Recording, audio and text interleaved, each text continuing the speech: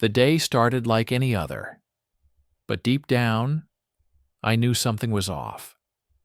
Emily and I had been talking about our future for months, planning our wedding, our life together, and our dreams.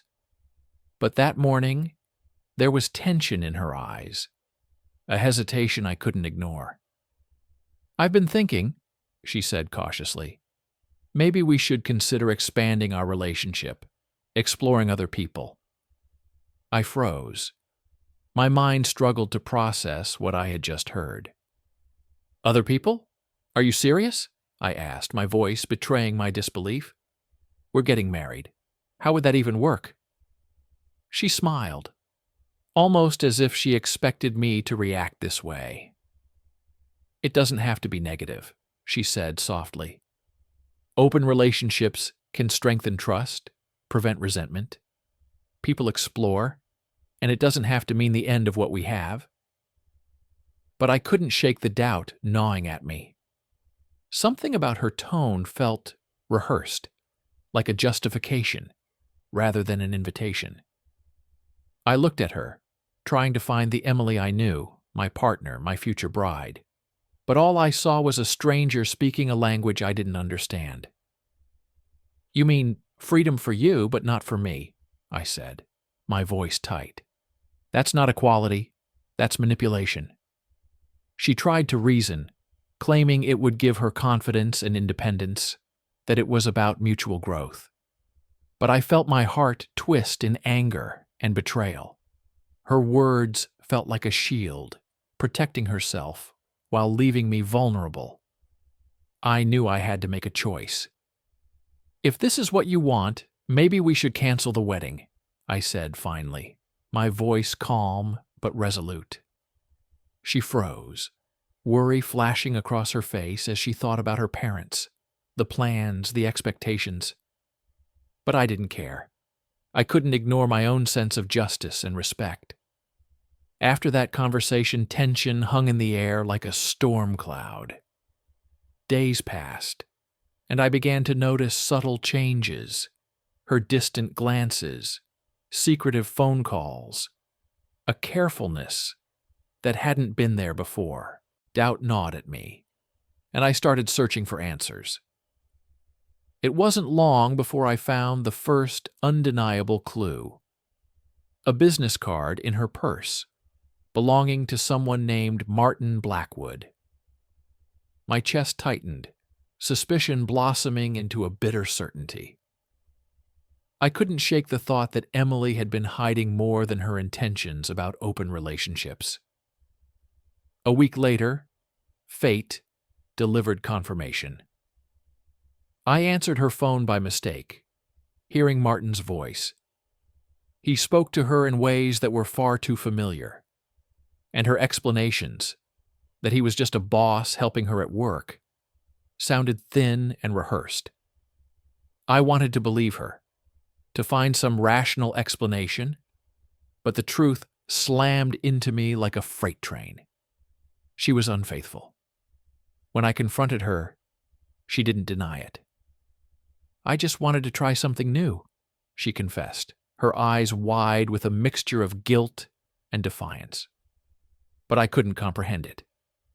Betrayal had a name now, and it was staring me in the face. I felt a surge of anger and humiliation that made my blood boil. This wasn't just heartbreak. It was treachery on the day I was supposed to marry the woman I trusted. I realized then that canceling the wedding wasn't enough. I couldn't let this slide. All night, I lay awake, planning, imagining, calculating. I found Martin's address, thinking about the life he flaunted, imagining the satisfaction of bringing him down. I would make him and her feel the consequences of their arrogance. By Friday, when Martin was supposedly away, I would act. Every detail, every timing, had to be perfect. The next morning, Emily approached me, trying to discuss the wedding and finances. "We can fix this," she pleaded. But I wasn't listening. "You've crossed a line," I said, coldly, my voice sharp with fury. "I trusted you. and you betrayed me." She walked away, leaving me standing in a storm of anger and disgust. But it wasn't just about revenge. It was about justice. The fire in me was unstoppable, and I knew the path I had to take. Friday came faster than I expected. The morning air felt heavier than usual, thick with anticipation, and the kind of adrenaline that makes your fingertips tremble. I had already secured access to one of the sanitation trucks from my company, a massive industrial tank filled with the foulest human waste imaginable. Most people would rather face fire than the contents of that truck. But for what I had planned, it was perfect. Martin lived in an upscale neighborhood in the northern part of Brighton Ridge, a place where every lawn was manicured, every porch identical, and every homeowner pretended they were better than everyone else. As I pulled up to the security gate in the sanitation truck, the guard barely looked at me. He simply waved me through, assuming I was responding to some plumbing issue. The irony almost made me laugh. Martin's house was impossible to miss, a towering glass-fronted structure with a shiny black SUV parked in the driveway. The kind of house that screams status and ego. And today, it was going to be baptized in filth. I stepped out, positioned the truck right beside the SUV, and began uncoiling the hose. Just the stench alone would have been enough for most people to reconsider their life decisions. But I wasn't most people. Not today. I wasn't stopping. The hose rumbled, sputtered, and then unleashed a disgusting torrent over his precious vehicle. The sound was like a waterfall mixed with a death rattle, and watching that shiny black paint disappear under layers of brown slime felt disturbingly satisfying. I didn't stop there. I moved to the side of the house, found a large window, and shattered it with a sharp swing of a steel pipe. Glass rained down, and the cool interior air rushed out. Then I pointed the hose inside and let chaos erupt. The living room disappeared beneath a wave of sewage. Rugs, furniture, photographs, all drowned in filth. I wasn't even halfway through when I heard a car screech to a halt outside. I turned, still holding the hose, and watched Martin get out of a rental sedan. His expression morphed from confusion to horror in a single second. "What the hey? What the hell are you doing?" he screamed, running toward the house. I raised the pipe in my free hand. "Take one more step, and you're swimming in this with your furniture." He froze. I saw panic flicker behind his eyes. He wasn't used to losing control. That made it even sweeter. He tried to push past me anyway, so I repositioned myself between him and the broken window. "Touch that valve and you'll regret it," I warned. "You think I don't know what you've been doing with Emily?" He hesitated. And in that hesitation, I saw guilt flare. That was all the confirmation I needed. Suddenly, he wasn't angry anymore. He was afraid. "Listen," he said, hands raised. "We can talk about this like adults. Put that down before someone gets hurt." "Someone already did get hurt," I spat. "Me." He tried to circle around me toward the truck's main valve, but I stepped in his path, lifting the pipe higher. "I said don't." He backed away, breathing hard. "This is vandalism," he stammered. "I can have you arrested. I can take everything from you." That made me laugh, truly laugh, because the man standing before me had no idea what I had saved. No idea what Emily had carelessly left for me to find. "Oh, I think you'll stay quiet," I said. "Because if you don't, your board of directors will hear every word you've whispered to her, every message, every threat, every plan." His eyes widened. The fear turned colder. Before he could respond, another car arrived, Emily's. She jumped out, eyes wide as she took in the carnage. "David, what are you doing?" she screamed, running toward me. "Cleaning house," I said. "Yours and his." She covered her mouth, staring at the destroyed SUV, the sludge pouring through the window. The absolute nightmare unfolding. "You're insane," she whispered. This isn't right." "What wasn't right was what you did," I snapped. "You thought I'd let you walk all over me. You thought I'd marry you while you slept with him." She turned to Martin, her voice shaking. "Did you call him? Did you tell him something?" Martin didn't answer. Coward. The three of us stood there in a triangle of filth, accusation, and fear. None of us could pretend anymore. Emily took a cautious step toward me, her heels sinking slightly into the soaked grass. "David," she said shakily, "you need to stop this. Please. We can still fix everything. We can talk to my parents. We can figure out the finances. We can nothing." I cut her off. "You don't get to pretend we're still a team. Not after what you did behind my back. Not after you tried to sell me your little speech about open relationships while sneaking off with him." She flinched like my words physically struck her. "Martin didn't force me," she said quietly, her voice trembling with shame. I made mistakes." "Mistakes?" I barked out a bitter laugh. "You don't accidentally trip into someone else's bed, Emily." Her eyes filled with tears, but I didn't care. I had cared once. Too much. That part of me was gone. Martin, sensing weakness, straightened his posture and tried to regain control. "David, this is enough. You've vandalized my home. You're trespassing on my property. I can call the police, and trust me, they won't be on your side." I lowered the pipe and stepped toward him. "You'd better think very carefully before you do, because if you call anyone, your board will have copies of everything you and Emily exchanged. Every little plan, every late-night conversation, every flirtation, while you were still pretending to be her professional mentor."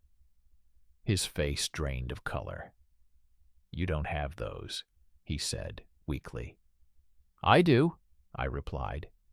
"And even if you think I don't, you can't risk it, can you?" He clenched his jaw but said nothing. Emily turned on him suddenly, her voice rising in panic.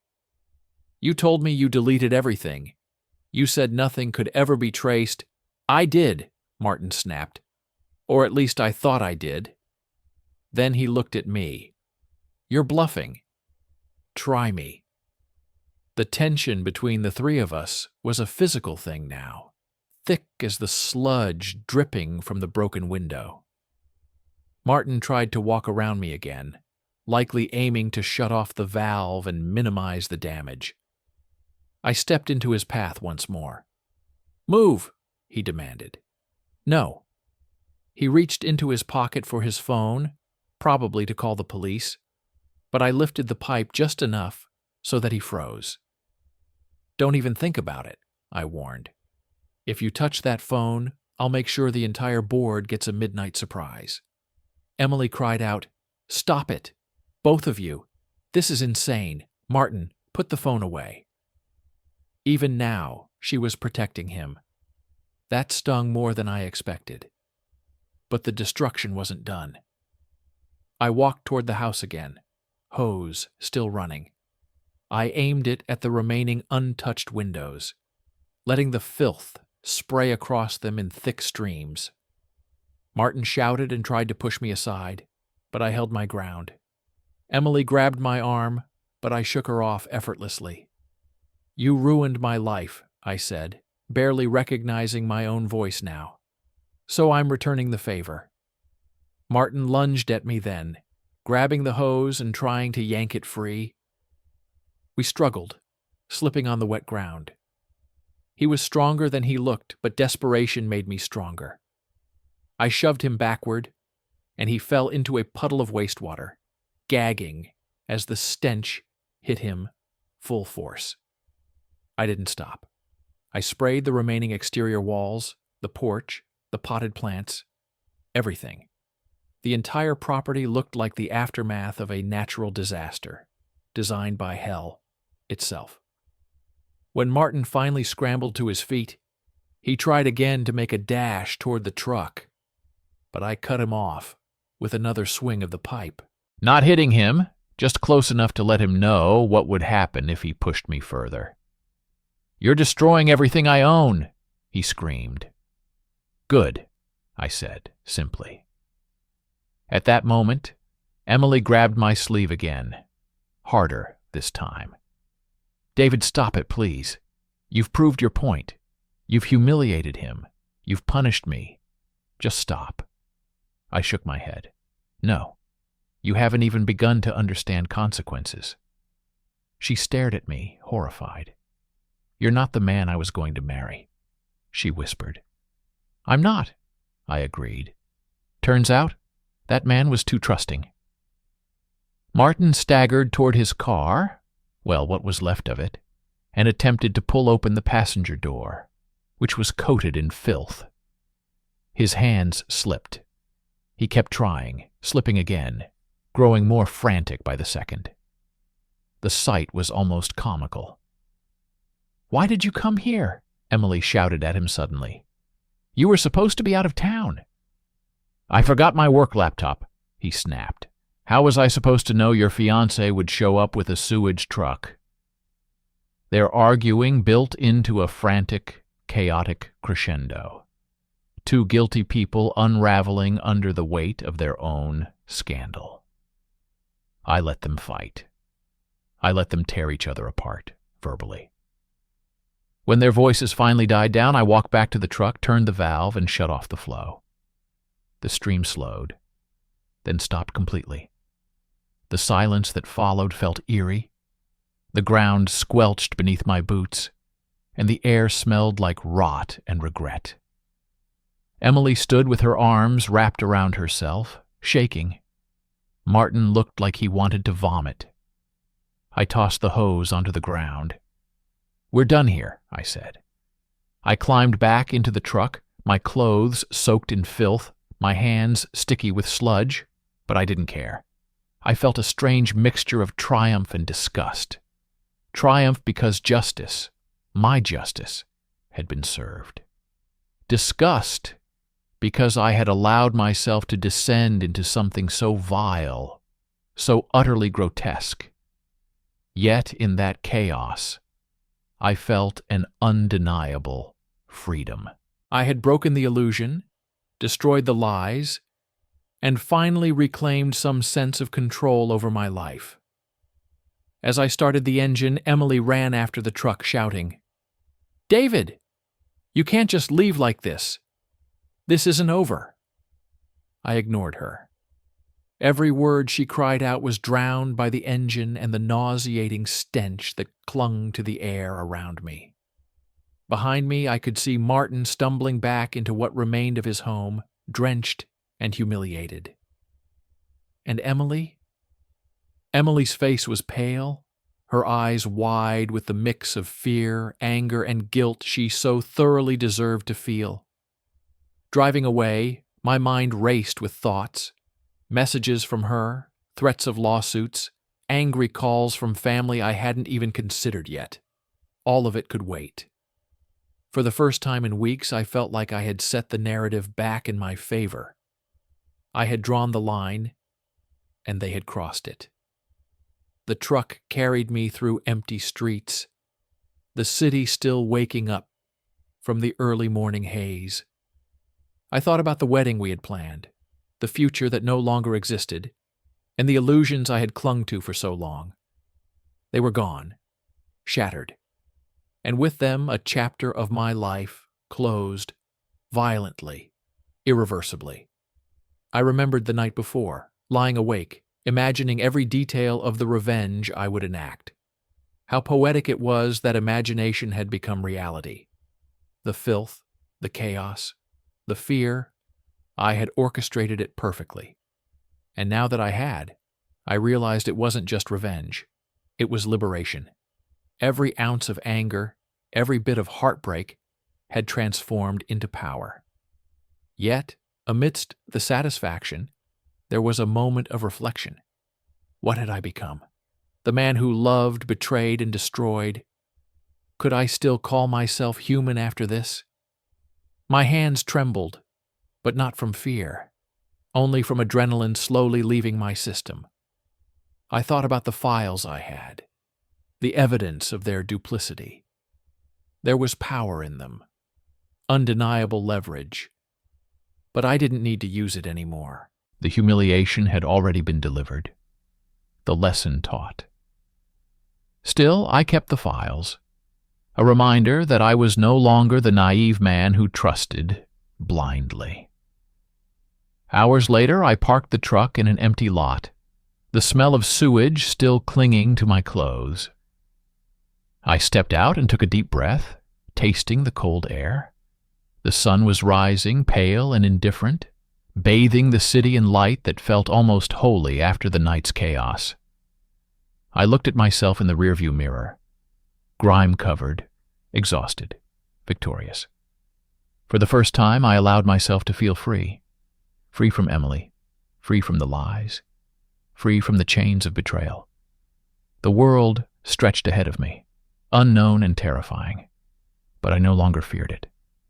I had reclaimed my agency, my identity, and, in a twisted way, my dignity. I thought about what I would do next. Slowly, deliberately, I cleaned myself off at a nearby car wash, scrubbing away the physical evidence of my vendetta while the emotional weight lingered like a shadow. But the shadow was mine to control, not theirs. And in that moment, as the water washed away the last remnants of filth, I smiled. Not because I had destroyed them, but because I had survived. I had turned betrayal into liberation, heartbreak into self-determination, and chaos into a lesson that no one would ever forget. Least of all, me. I drove away from Brighton Ridge that morning knowing two things. I would never be the same, and I would never let anyone make a fool out of me again. The past was behind me, and ahead lay a new life. Messy, complicated, but entirely my own. And as the city disappeared behind me, bathed in sunlight and shadows, I finally felt it.